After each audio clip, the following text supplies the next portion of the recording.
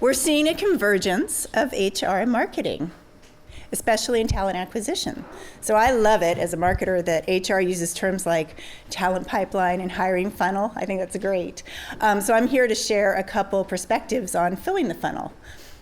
To fill the funnel, you gotta get people's attention, and that's hard to do. There are a lot of companies and people out there competing for the same attention that you want to get, so you need to find a way to stand out. That starts with your brand. Now, when you hear brand, you may think, well, that's marketing. Well, is it? Because it's HR's job to create a compelling employer brand, the kind of brand that people want to work for, and the kind of brand that attracts the people you want to hire. How do you get word out about your brand? Well, you can start by creating a space, maybe a website, where people can go on their own and check you out, get to know you, find some useful information, answer their questions, start building the relationship. You can also use stories. Marketing loves stories because stories create an emotional connection to your brand. Your company has a story of origin. Your people have stories about their journey with your company. And all of these great stories are part of your employer brand that you can use. Personas are used by marketing to connect the right message to the right person. A persona is like a hypothetical buyer or candidate or employee that you try to get to know as well as you can so you can market to them effectively. Content is how you tell your story.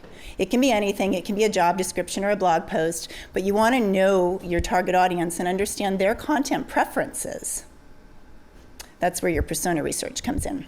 Content is sent to your target audience by channels. LinkedIn is a channel. Your corporate website is a channel. Again, you have to ask yourself, how are we going to reach the people we want to hire? And that, again, is where your persona research comes in. Now, you can't just hang up your shingle and start raking in the new business. You can't just post a job and get all the perfect candidates. You've got to try things. You've got to be persistent, try different content, different channels, measure what works. Nurture is about moving people through the funnel. A recruiter might post some generic information about career development, then follow up with candidates who engage with that content. Account-based marketing is personalized marketing to an audience of one, or at least it should seem that way.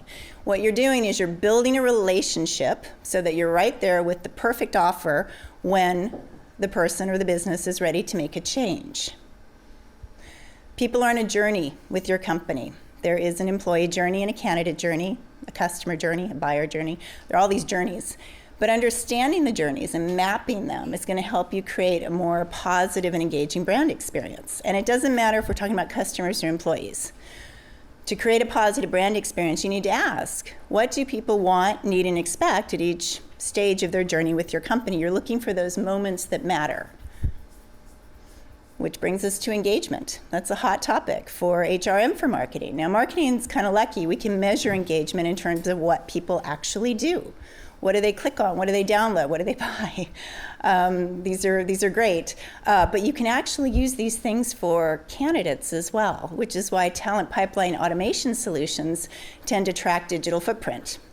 This raises some issues with data privacy because it's kind of stalking, but marketing solves this by inviting people to opt in, which HR can do as well.